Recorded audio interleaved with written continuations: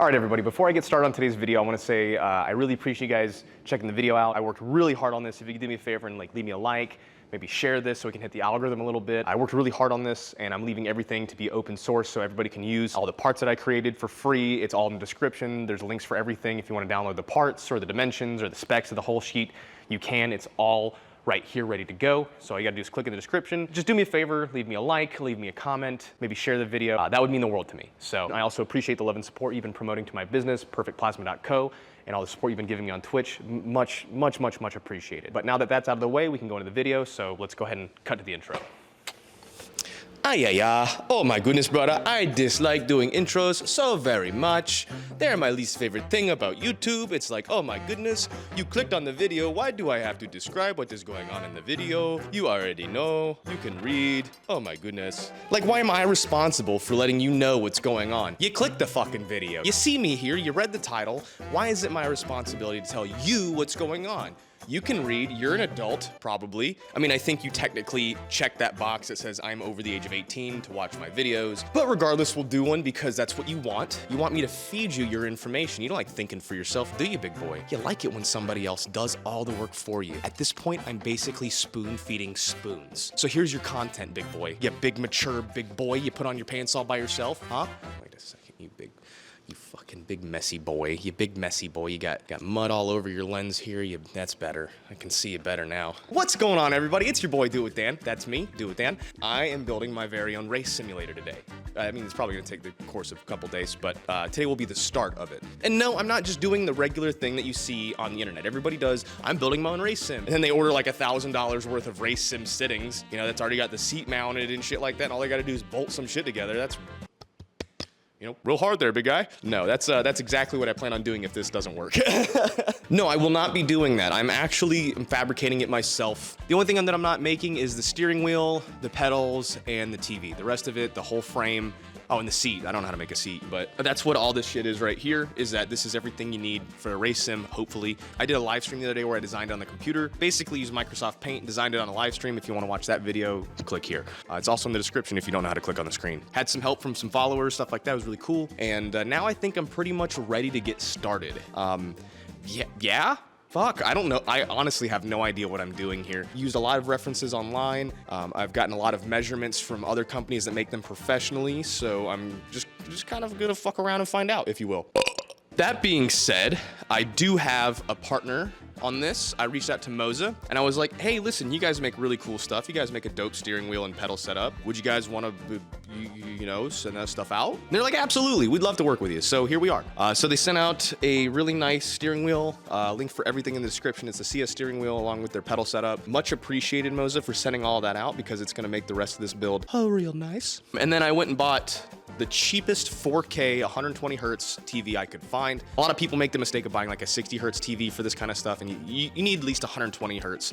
I would say, like, if I wasn't a broke bitch, I would buy a 144 hertz TV, but like the price jump between like 120 and 144 is, it's unreasonable. So, you know, I have my own ideas of how I plan on rigging this whole system up and how I'm gonna fabricate everything. We're not quite there yet. So we should probably start with the unboxing of everything first, because I don't know the dimensions of everything. I just kind of guessed. So I have a seat and then the wheel and pedal, which I got from here. And then I have the TV, which I got from here. You guys can find them all online. And then I have roughly around $150 worth of metal. It's more complicated than that, and we'll get into that in a second, but let's go ahead and start unboxing before I start fucking this up anymore, okay? Like an 8-minute, like a fucking 9-minute intro? Jesus Christ, dude. Ugh. All right, I don't know which box to open first, so we're just gonna start gripping and ripping. You know, much like your mom does on the holidays. Ooh, all right. First, out of the box, RP clutch pedal. So it's a separate clutch pedal. We have some accessories. That's what is in here. Yeah. Okay, and then the rest of the racing pedals, so that's cool. I'm assuming this is probably the drive wheelbase. Yes. Something that was really important to me is that I wanted to go with direct drive versus belt driven, or because of the superiority. I don't want to use that word because it makes me sound like a racist, but, or just direct, the R9, which is what I have, or any direct wheel drive is like kind of more of like a superior feedback than belt driven. So that's our wheelbase, and then this is more than likely our wheel itself. I went with the CS steering wheel for a very important reason, and that's the fact that it has RGB in it. It's the only reason I bought it, so. All right, so we have our wheel, our clutch, gas, brake, and our direct drive base. That's fantastic. That's great. That's exactly what we needed. The next big part, which is going to be the seat. Let's go ahead and unbox that, the seat. All right, now this is arguably more important to the whole setup. I didn't go crazy. I went with a very reasonably priced racing seat, and that's the convenient part about this, is you don't have to have like some sort of gamer chair. You can literally just use a race car seat, which is what I did. I feel like you guys are looking at my ass right now.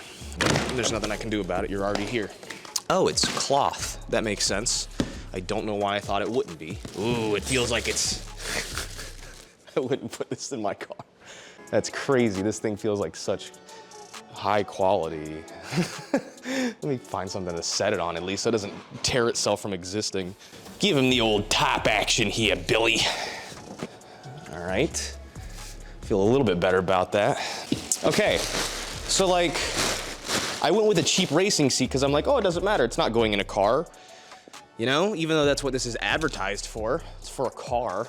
I highly suggest if you're buying this seat not to use it in a car unless a bucket or a garden chair is no longer an option. I was actually gonna reach out to Status Racing and see if they would hook me up with a racing sim seat because they make really cool seats. But they actively make fun of people who ask for sponsorship, so I was like, I just don't wanna be that guy. Would you guys sponsor my racing sim build? Wow. Wow, that's so fucking lame. It's got a hole in it already. That's cool. The instructions are instructions. It's crazy that putting together a seat is less than 5 steps. It's like step 1, put the seat together. Step 2, are you still reading this? That's a Brian Regan joke, by the way. Do I get to guess on how this goes together?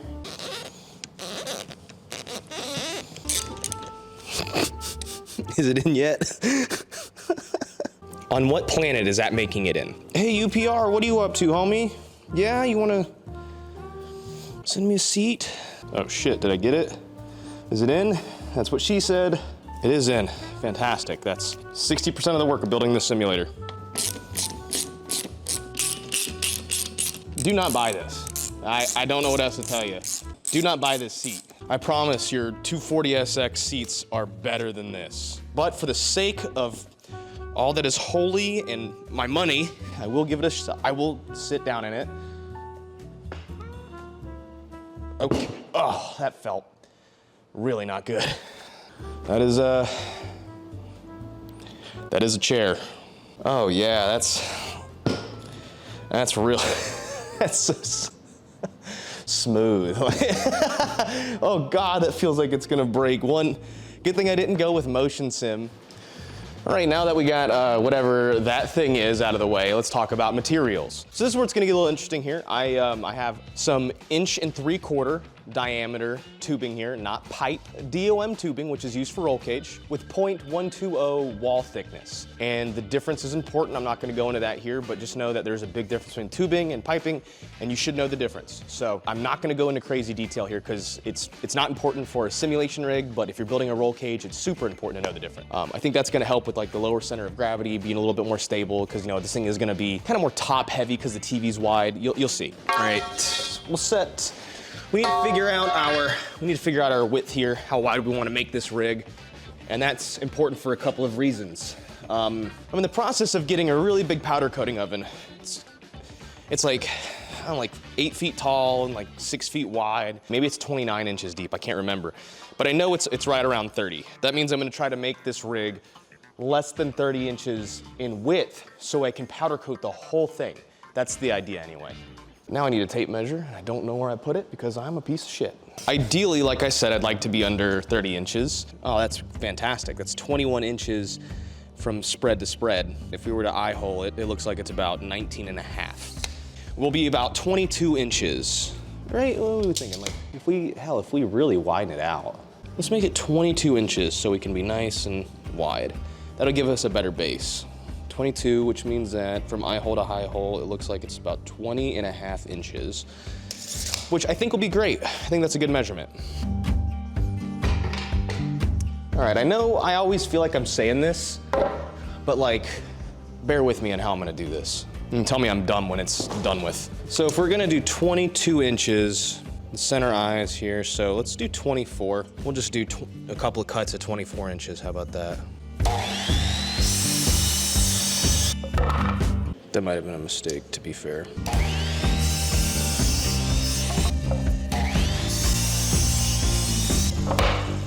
All right, so I have a couple of pieces of 2x6s chopped in here into 24-inch bits, 24-inch segments. I also have a hole saw, so what I'm gonna do is I'm gonna put 2 holes, boom, boom. I'm gonna do that for all 3 pieces. I'm gonna slide our tubes through it, and this will give us a good base to work on until we can start fabricating up something a little bit more solid that's not wood, all right?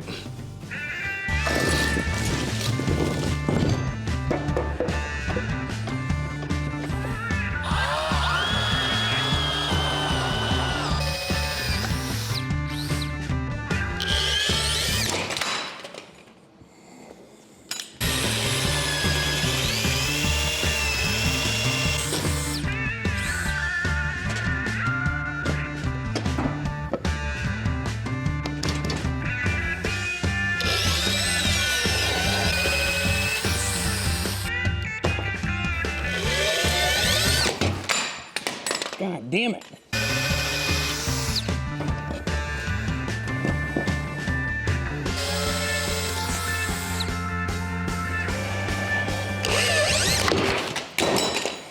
God, I hate this drill so fucking much, dude. All right, 2 broken wrists later, and I have my holes cut. Fantastic. So, we have our holes cut. And if I'm lucky, we should just be able to slip them on through.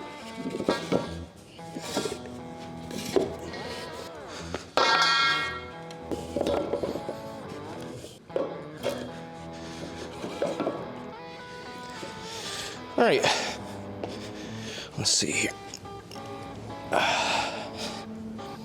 Okay. All right, now obviously we're not using all of this. This is a lot. This is a lot of extra material that we don't need for this rig. I just kind of have it mocked up here. And to be fair, we could probably push everything a good bit back. I don't think we would need any more than this, depending on if we want to mount the TV to it, which I think I do. According to the design that I made, I think I want to mount the TV to it. This exercise right here is strictly for getting the dimensions how I want them. I think that's a good place to start. Because if let's take a glancey glance here. I think this is a comfortable place for our pedals. We still want to be able to hit them. We want them to be adjustable, obviously, and we'll go into that in a little bit further, but I think this is a good position here.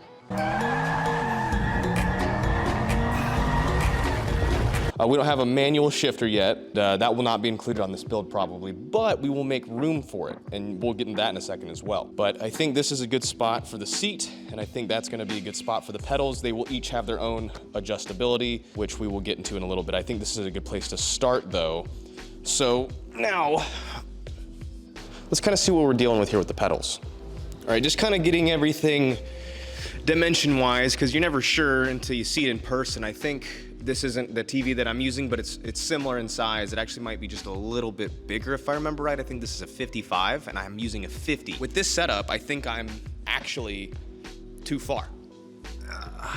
I do have a board underneath the seat to put the seat at a slight incline. You kind of more sit into a bucket, which is what I'm looking for. So when I go to make up my final adjustments, that's what I'm gonna do. How long are my legs? Bucket not that long. Whatever that distance is a tad bit too far. So at max, I think that's as far as I want it. But that's great because that gives us dimensions. You know, even then, I don't know how much I'm gonna be using the TV because I'm also gonna be running VR. It's kind of like, is the TV necessary? Probably not, but I wanna have the option for both because if I have people come over, you know, not everybody's gonna wanna wear that sweaty ass VR headset of mine, and I certainly don't want everyone wearing that sweaty ass VR headset of mine. I think we've reached the maximum distance as far as how much or how long we want this rig to be. And this is great because if you can see the entirety of the rig, you can tell that this cuts down on material costs. So I think what we'll do is we'll do some measurements.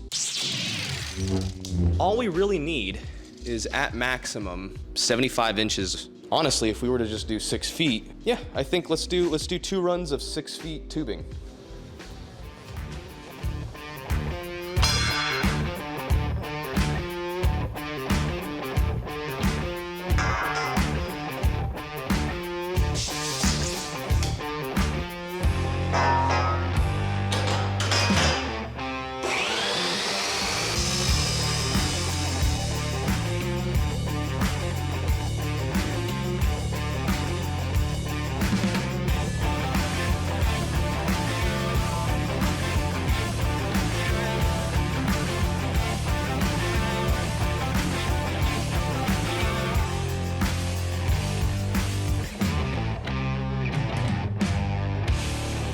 All right, next is time to kind of conjoin these two pieces. Now, I've been thinking about how I want to do this, and I think the best way to do it is to go ahead and make the base of the platform right away, because that way we can go ahead and eliminate these wooden braces, and using our CNC machine, we can be a little bit more accurate, right?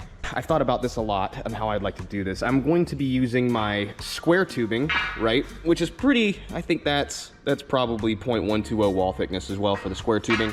Maybe 1/8 of an inch thick, give or take. I'm gonna cut 2 pieces about 24, 25 inches in length. They'll lay long ways right here, and then those will have weld-on nuts on the inside, which means that I'll be able to like screw feet in the bottom, and that way if I need to adjust the height to make it level, all I have to do is adjust them. So that's kind of the plan. Now, there'd be 1 of 2 ways to do this. I could either notch the square tubing using like a hole saw like I've done before, and that'd be sloppy and all inaccurate and whatnot. Or I can weld on some plates that just kind of attach to either side of the steel. They go up, and then it has a hole cut already, the same diameter as this tubing, and it'll just slide through, and then I'll just tack it in place and then weld the bracket to this itself. And that'll be super tight tolerances because everything will be CNC'd and made on the computer. So I think that's how I'm gonna do it. So I need to just sit down and design some brackets real quick, and I'll probably be using, I forget exactly how thick this steel is. I think that this right here is 3/16, just a little bit thinner than 1/4 inch thick, and I think that would be prime, because that way it's nice and heavy and structural, but at the same time I don't have to spend any more money on metal because I have it. So let's get started on designing that real quick.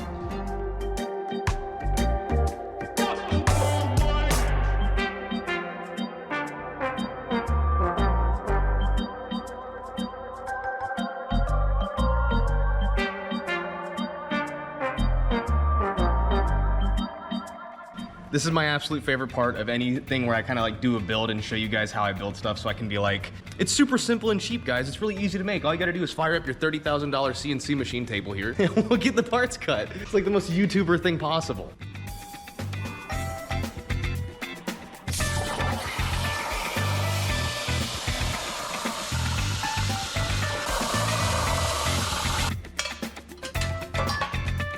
See?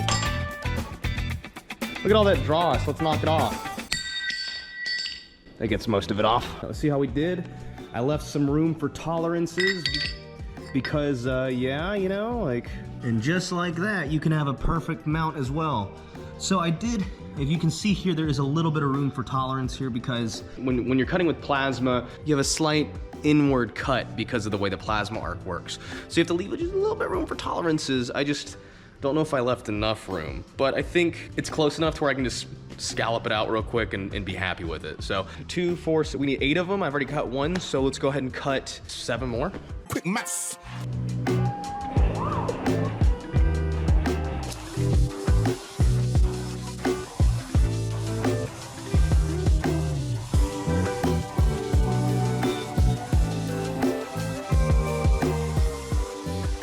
So that took very little time to do, because what happens when you own a really expensive machine that does all the work for you, makes things like this, ow, really hot but easy, fucking still very, very spicy.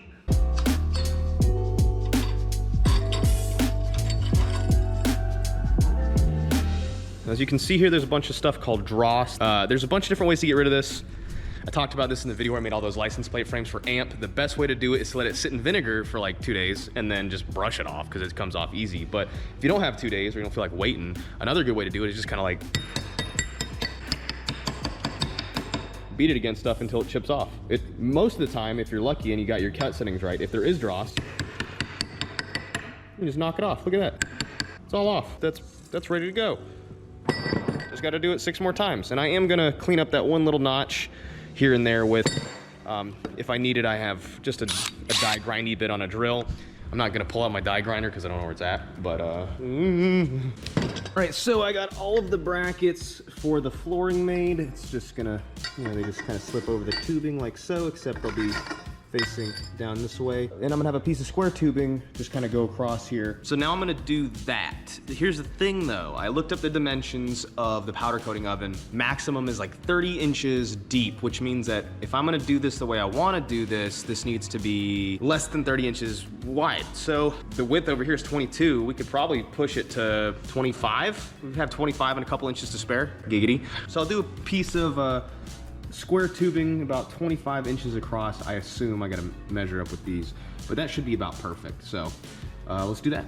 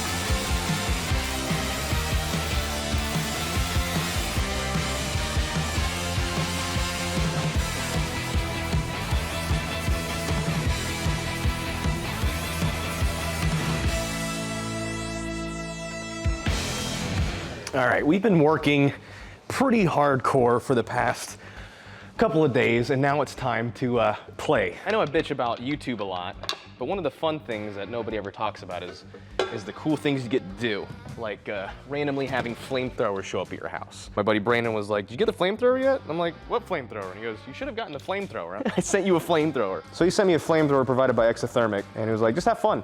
It's a flamethrower." I was like, "You don't have to tell me what to do." And right now I'm loading up some of my race gas. It's been sitting for a little bit and it's cold right now. It's not exactly riding season, so I don't want it to go bad or go to waste. Might as well put it in the old flamethrower. I get to say these things because I'm a YouTuber. And the cool thing about the flamethrower is that it doesn't need like a spare butane canister. It's solely electric. It's got an electric sparker up front, and you just send the gas through the sparker and it ignites it. It's perfect. Turn the switch on, flip up the button. God dang.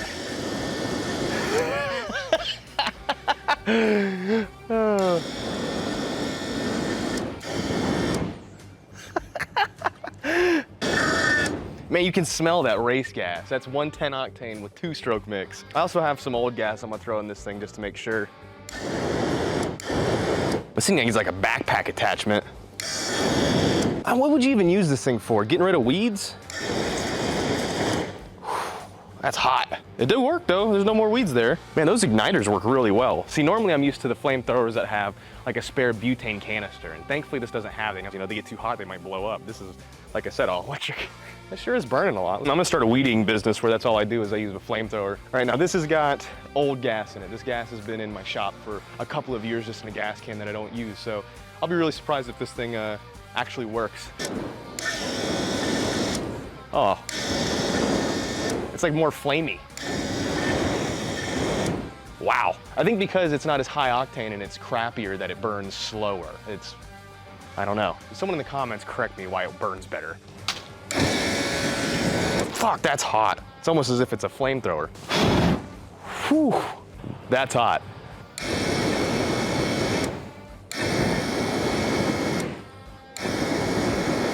No wonder why these things were so useful in Vietnam. I wanted to say that. That one spot's been burning for a minute. Oh no, my dead cat got a little burned. Hi, welcome to Chili's. I don't know what the range is on this thing, but it's fucking not, it's not close. It's pretty damn far. Atlanta police be like, stop resisting. Hi, we're with the Mormon Church. Me after Taco Bell. Oh shit, hold on. All these people here have businesses and they like have jobs and shit, and I'm over here like, you wanna come play with my flamethrower? Do you wanna come shoot my flamethrower? Yep. That's what I thought. Press the button. Yeah, just press the button, send it. Oh my god. It's a flamethrower. Jeez. This thing shoots far. You Do it again? Yeah, just fuck it up. Send it till it stops. Man, I had so many people who work in the same industrial area as me come over and want to play with this thing, and I have so much video footage of this that I'm actually going to make an entire dedicated video specifically for this. But in the meantime, if you want one of these Exothermic Technologies flamethrowers yourselves, you can use the code ACC20 for 20% off. Their arc system is entirely electric and it's superior to the competition. They have a built-in valve at the nozzle which acts as a secondary safety, as well as a low voltage cutoff to prevent the battery from running too low. And if any part ever fails due to a defect, they'll take care of it free of charge. Excellent customer service, excellent warranty work. Thank you very much, and look forward to the dedicated video coming soon. I wasn't planning on making one, but there was so much fun in this video that I'm gonna have to. All right, man, that was a ton of fun. Thank you, Exothermic, for sending this out. Much appreciated, guys. I got a coupon code for you guys right here. Seems like everybody else in the car park had a ton of fun with it. I did, I know I did. I mean, how can you not get giggles out of a flamethrower, man? Anyway, let's get back to work. All right, so, we've got everything kind of mocked up here. I've welded the nuts on the inside of each one of these square tubing here, so it'll be adjustable for height. So if I'm gonna do this on like an uneven floor, I can level it out with some adjustment knobs. So now it's time to start working on where I'm gonna put the seat, right? So I have the seat kind of just sitting in here, and obviously it's gonna be raised up and sitting on the rails. It just depends on how I'm gonna do this now, because in my head and the way I designed it, I was thinking of doing like a bent tube coming across and then bending back down. The problem is that I won't be able to get any sort of actual bend from a tube, especially with this diameter, before I need to hit the rails for the slider of the seats. So what I'll probably have to do is put like a base here where it can go across and mount, and then the same for the front. It's just not exactly how I wanted to do it. I'm sacrificing a little bit of aesthetics for it, and that's okay. You know, if it's a functional rig, that's cool.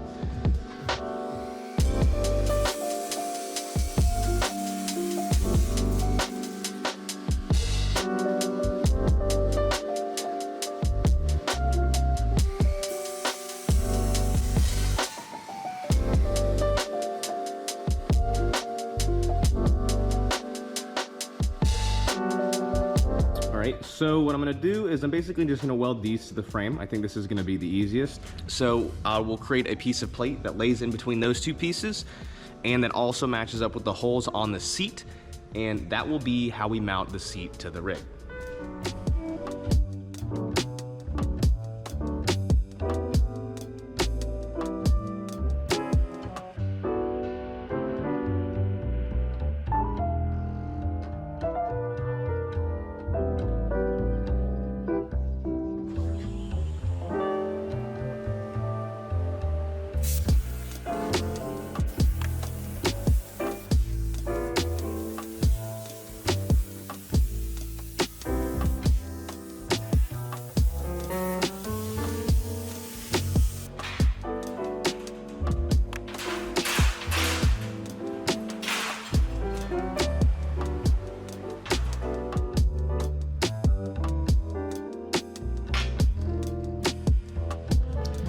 All right, I'd say we did pretty damn good. If you see, you can see where the holes line up pretty much perfectly. There's a slight overlay in the lip. I did make these holes a percentage of a fraction higher or wider and taller than the other ones, so you'll be able to see the outline of them, but like it's almost as if it's just fucking math. And I made this out of 3/16, which is overkill for sure. This plate did not need to be made out of 3/16, but it's what I had left over after I made the bumper. So yeah, that'll just sit across these rails, and then the seat will mount directly to that, and it'll still be able to slide back and forth.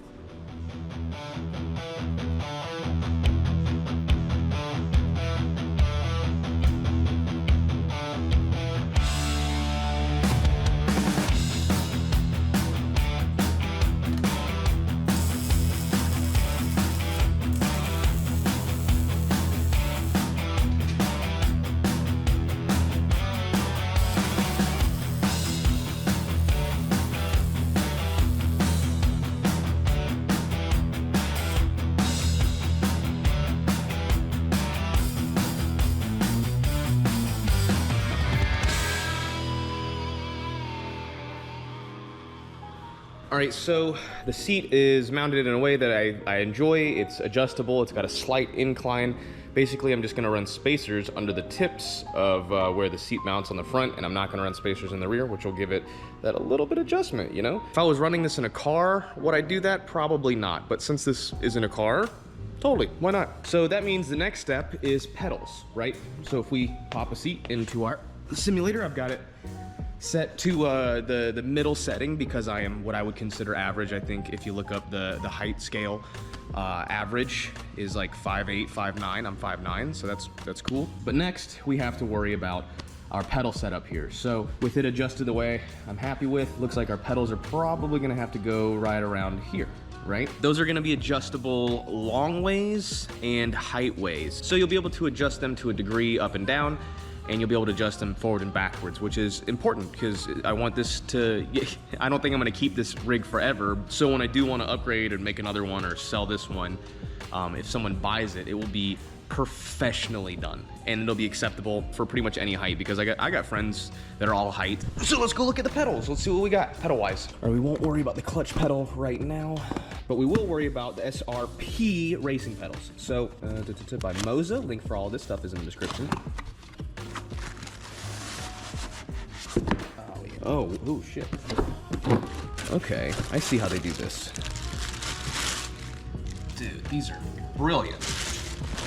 These feel so good. The quality feels fantastic. I don't know which one is which though. You know what, we'll go ahead and throw the clutch pedal on it right now because why not? It looks like the pedals just kind of mount to this thing, maybe? Okay. Before we continue though, I want to say how fucking nice the machine work on these are. Like the billet cut on this, it's hard to explain like how nice the quality is. But now we need to figure out how these mount to this thing. Actually, that's how that goes. Interesting. I'm not worried about adjusting the pedals fully just yet because I have no idea how it's gonna sit. So we'll just go ahead and just get the pedals on there. We'll get it simmed up. We'll get it rigged up to the sim, and then we'll adjust them later. And honestly, I don't have much time on a racing sim, so I have no idea what feels good. I don't know what's proper, I don't know what's supposed to be done, but what I've been doing is I've basically been comparing my seating position and pedal position to the Corvette. I feel like that's a pretty good representation of what, you know, that's what I would feel comfortable driving, that's how I drive as it is. So I think if I just kind of copy the Corvette's ergonomics, as far as seating position and pedal angle, I think that'll be a good start. That way I can also tell people that I modeled my racing sim after my Corvette and feel really bougie. I'll probably end up moving that brake one step over, closer to the gas. It's not bad though. That clutch pedal feels great. The brake has its own spring, the clutch pedal feels different. It feels like it's got resistance, but not that heavy resistance. The brake feels like it's got feedback to it, and it also has a spring in it. See what I'm talking about, the spring? The gas feels good, neutral. It's a good neutral pressure. The clutch actually feels like a clutch pedal, which is fucking crazy. And the whole assembly is really light. I would say this is maybe 20 pounds at most. That's on the heavy side. It's hard to kind of test it too because it's not fixed and it's also the wrong height. That's not bad though. I'm so happy I went with this company. So next I need to figure out how I'm gonna make the adjustability to where it can go forward and backwards and then also tilt up. I gotta design that. I kind of have a drawing of it, but they don't never translate until you start doing it.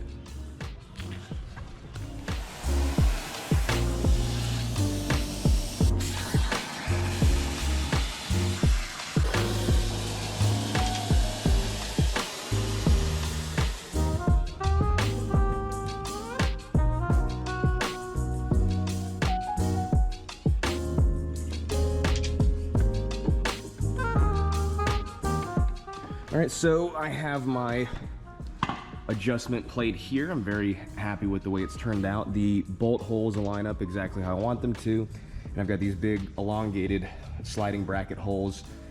Basically, this is gonna allow me to adjust the pedals forward and backwards, however I want to, seeing fit. And you're probably wondering, Dan, why is there 6 holes? There's only 3 pedals. Well, you can move these in different positions, so I can actually move this pedal over, I can move this pedal over, I can move it here, you know, vice versa, I can move it closer. So each one of these pedals can move independently on this as well. I went ahead and made it so that if I want to adjust the pedals, put them in a different position, they'll still be adjustable 100%.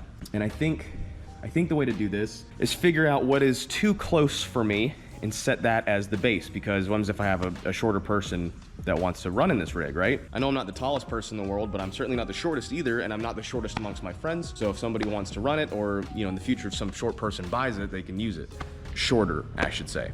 Set it base to where it's too short for me, and then make sure it's also too far for me as well. Yeah, like that. That is just out of my comfortable reach. I have to really tippy toe on that. So I think that this is a good spot to start.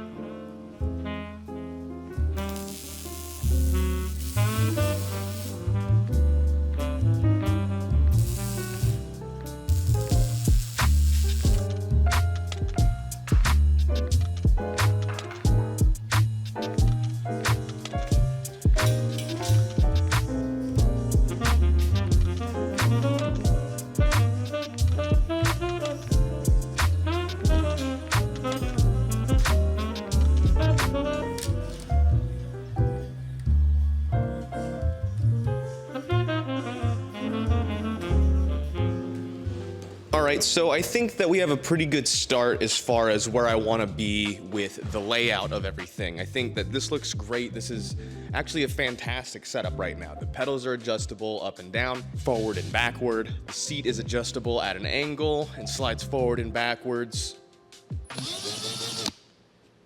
And overall, I think it's a pretty good setup. But now that leaves us with the next task, which is the steering wheel, which I would say is probably like the second most important part.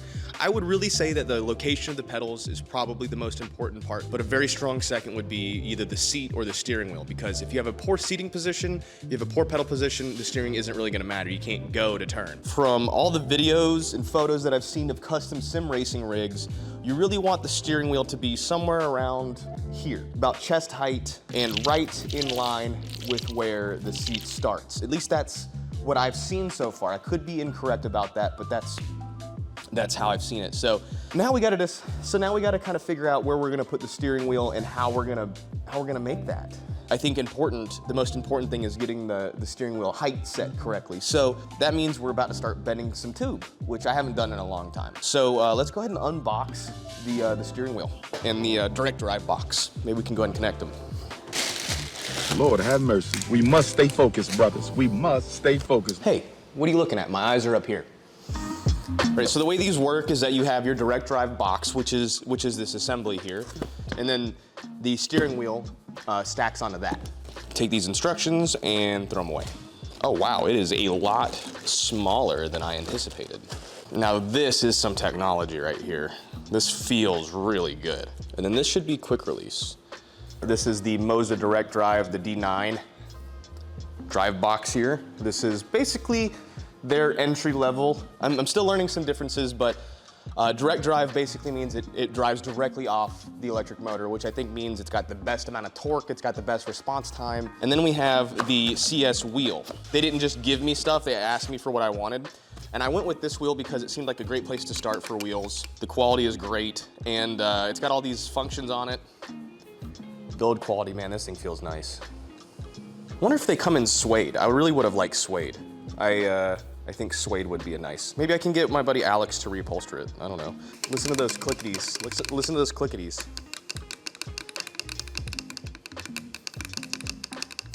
Perfect for when you're driving in Fast and the Furious and you need that 15th gear. Hold on, I'm downshift into 13th. Wonder if I could use this on a trucking simulator. That was easy. That's actually not that heavy. I thought it was gonna be a heavier setup. But now we need to figure out the height, which that's gonna be interesting. I don't know about that. It's too high already.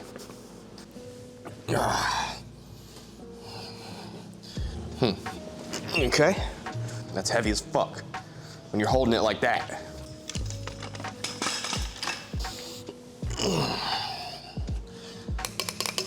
Probably looking at something closer to something like that. Yeah, that's like a good height right there.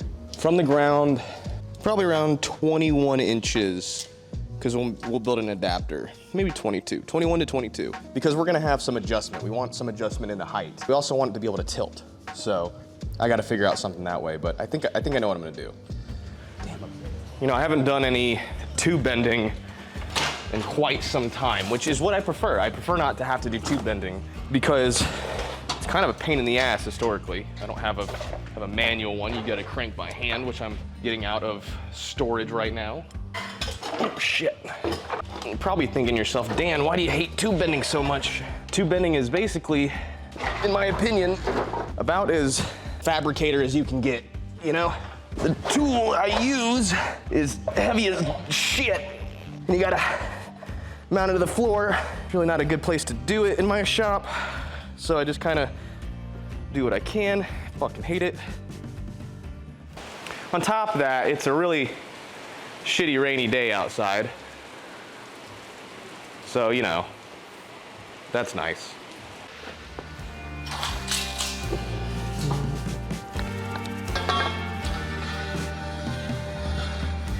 All right. This is where it's gonna get funky. Like I said, I haven't done any tube bending in a little while, so I will hopefully not fuck this up, but we're gonna try not to. So one of the things about tube bending is it's really easy to mess up because of your radii. Jesus Christ. So first things first, I'm gonna go ahead and take out all the slack, if I remember correctly on how to do any of this, which is kind of a gamble, but go ahead and preload our bender. Okay, I think that's ready to go. All right, preload, tension's taken out, and then we should just be able to start rowing this bitch. How much effort it takes. See, right now we're already at almost 20 degrees, so much more effort. And I went to the gym today, so, you know, still feeling good. All right, we're shooting for 90 degrees. And once we get there, we're gonna really assess how much spring back we have, which is another thing you need to consider when bending tube like this. All right, how far are we at now? With our spring back, we're about 65. Gonna reset our radii. All right, we're approaching 90. We're gonna get her close there. right, now look, we're over 90, but when I let go of the pressure, we drop just below 90. That's called spring back. Metal has memory, which makes it like a spring sometimes. So we're just gonna be really careful and try to get it to 90 without overdoing it. Which means we're gonna have to go slightly over 90, let some tension out and see where we're at. That's spot on at 90. We've got no spring back. We pull this out, yeah. So that means we're at a pretty solid 90. So now we can pull this back out.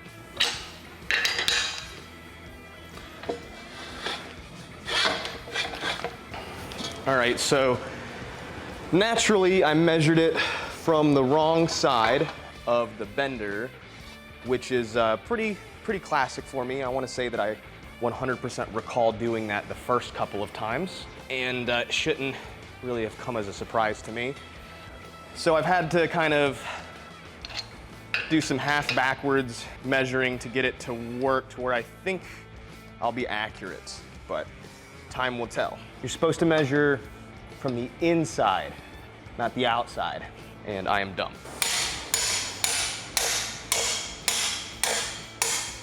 Can't wait to try to get that out. And for me, this is always the hard part, which is getting the orientation of the parts correct, because we're doing two different bends on the same axis, but obviously the tube has the ability to rotate inside the bender. So what we don't want is for this side to be at a certain angle, and then once we do the other 90-degree bend, it'll be all cockered, and we don't want that, obviously. I have a small angle cube. Basically what I'll do is I'll zero it out here on the tube bender, because the whole tube has to go through the die and be lined up with the tube bender anyway.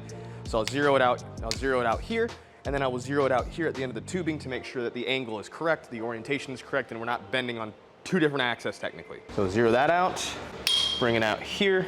That'll give us close to what we're looking for. It says 0, 0. It's fluctuating between 0.0 and 0.1, which means that we're pretty damn close. So I'm just gonna call it good there. Now, according to my terrible math, that should get us two 90s that are about 22.5 inches wide. I have a feeling that it's not gonna be perfect, so we might be cutting down the middle and then re-welding it together. We'll see. And we're zeroed, slack is removed. Let's get us to 90 degrees.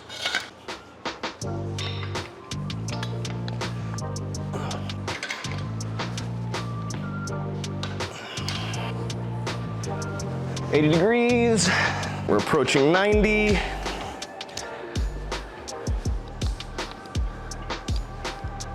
We're right on it. All right, time to see if we did good. We're actually a little under. We're at like 21.5. Awesome, I wonder if we can get us a little bit of spring back out of this. Oh, my back, loved that. Holy pops, Batman. We're right at 22, which is pretty perfect.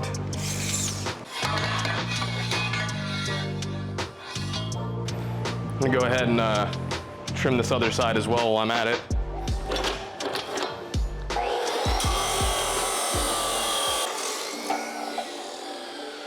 So I think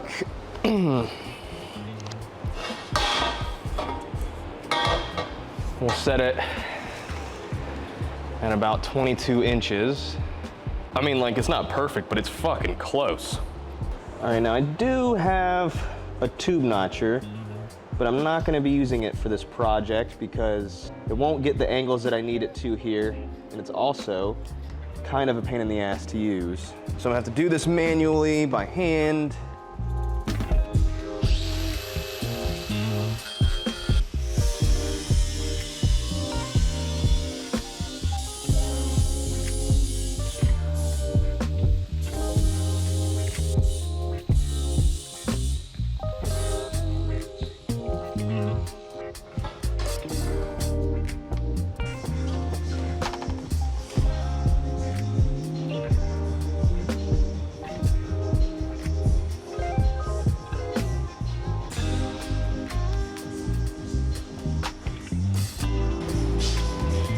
That's it.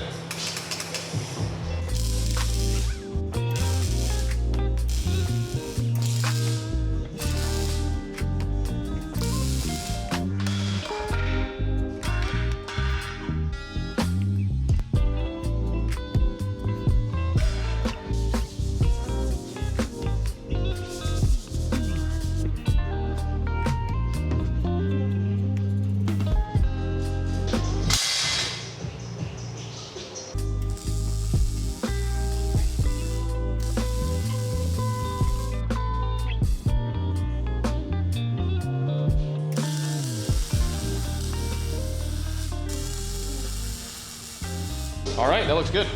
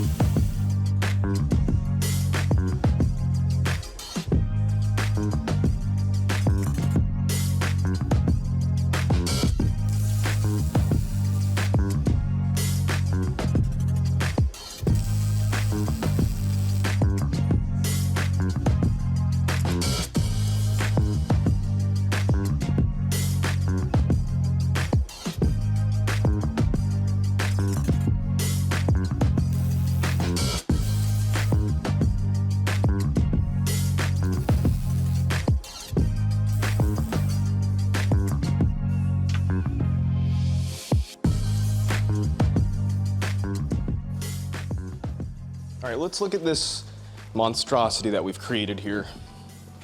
It is adjustable in several different ways. It can slide forward and backwards the seat.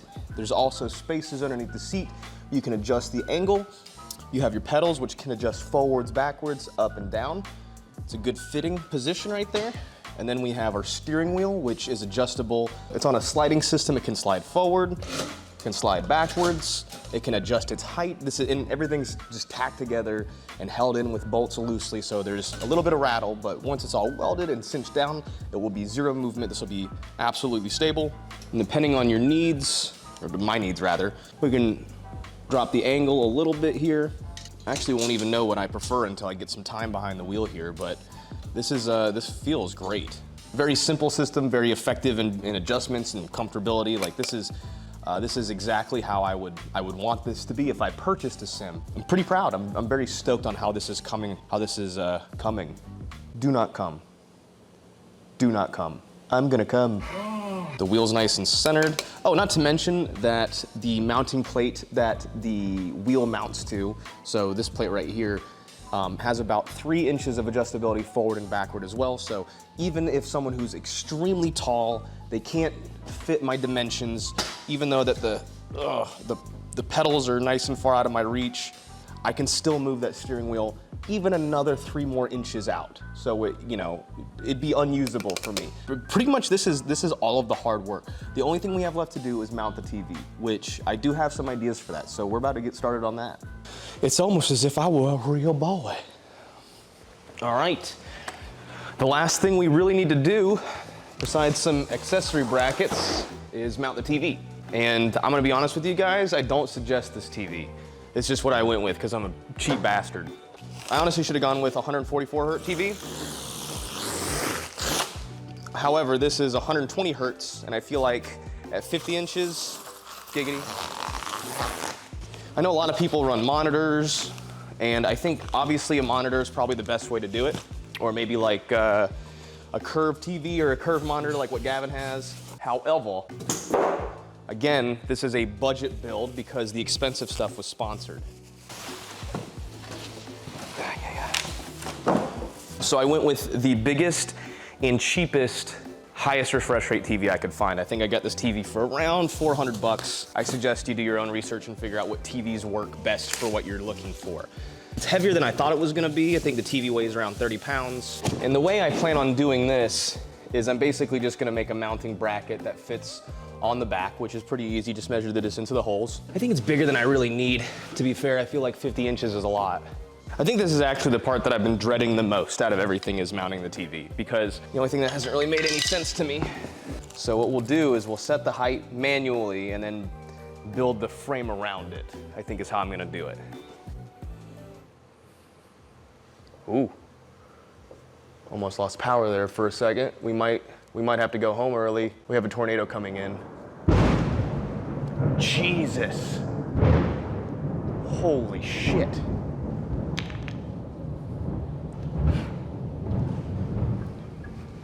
Yeah, we might be wrapping up early for the day. All right, there's our TV.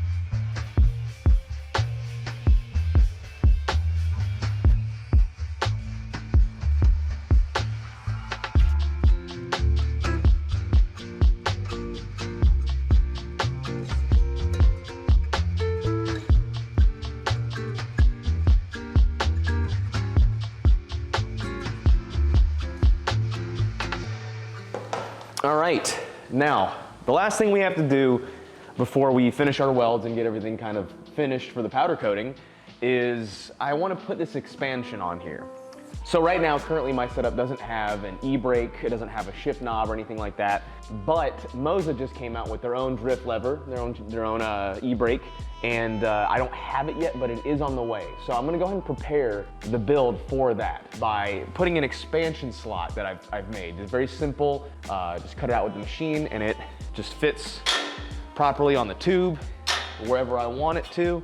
It's gonna be going down here though, but this way, when I'm ready for it, I can build off of this, have my shift knob and my drift lever and whatnot up here. I think this would be a great spot for that to be. So the goal is, so yeah, that's all that is just like a little expansion bracket for anything I want to do in the future.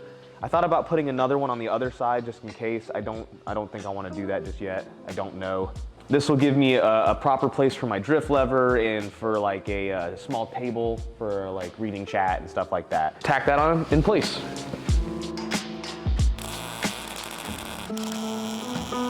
And that'll be a good expansion for future stuff and, you know, yeah. Alrighty, so the name of the game here is warpage. We're going to try to mitigate warping as much as possible. We don't want any warping to happen. So what you'll see me do is go from one area to another doing small increment beads. I'm not gonna be doing like long, heavy beads to avoid heat you know, from warping this entire system. Not that it really matters that much. I mean, it's not a roll cage. You know, I'm not gonna be driving this thing. It's not gonna stop me from crashing. It does need to be stable, but because of that, I've, you know, some of the gaps aren't perfect. I let some tolerances kind of be a little slack here, which is fine. Yeah, so we're just gonna start welding from area to area.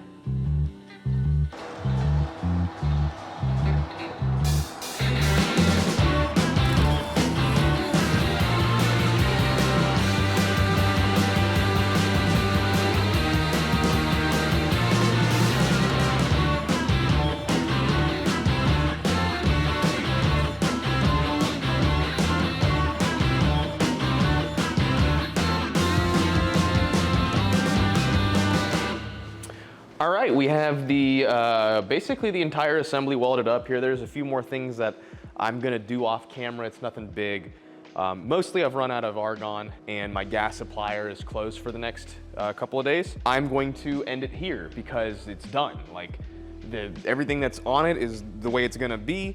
And the only thing we have left to do is powder coat, which will be in my next upcoming video about it. Hopefully the oven will be here this week, this upcoming week rather, and I can powder coat this whole thing. I've got a really cool color I'm doing with prismatic powders. If you guys can guess it in the comments, I will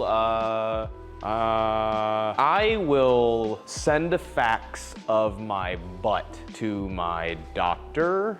Yeah, okay. So yeah, I'm very happy with the way everything's turned out. Everything's nice and strong and sturdy. It's going to make for an excellent racing sim. And the only thing, like I said, we have now is to wait on powder coat. So hopefully that will be here soon. I mean, I could take it and have it powder coated somewhere else, but that defeats the whole purpose of me, you know, doing this myself, which is, you know, obviously super important, right? So total cost, I want to say in material, I paid for about $180 of material. That's not including some of the scrap metal that I had left over. I had a chunk of 1/4-inch thick steel that I used for some pieces. I told myself that I wasn't gonna make the whole thing out of roll cage tubing, and that's exactly what I did. I made the whole thing out of roll cage tubing. I mean, yeah, that's it. I'm very stoked on the way this thing has turned out. I'm very proud of it. I'm very proud of myself for having made it. A lot of the really good welds are in places that you'll never see, and a lot of the really bad welds are everywhere else. So take my word when I say that I did an excellent job welding it. Yeah, we'll pretend that I'm the best welder and I didn't burn myself or hurt myself and fuck up anything or run out of argon. Thank you guys for watching. Up next, we're gonna be working on the Camaro while I wait on the powder coating oven. I don't know how long that's gonna take. I assume it'll be here early next week. But Camaro video is up next. And then hopefully this will be on my Twitch very soon. In the meantime, you can come and watch me play games. I've been wanting to play a bunch of games, so come and check me out, twitch.tv/DIWD. I'm kind of making it my thing where I stream just about every day, every other day, give or take. And yeah.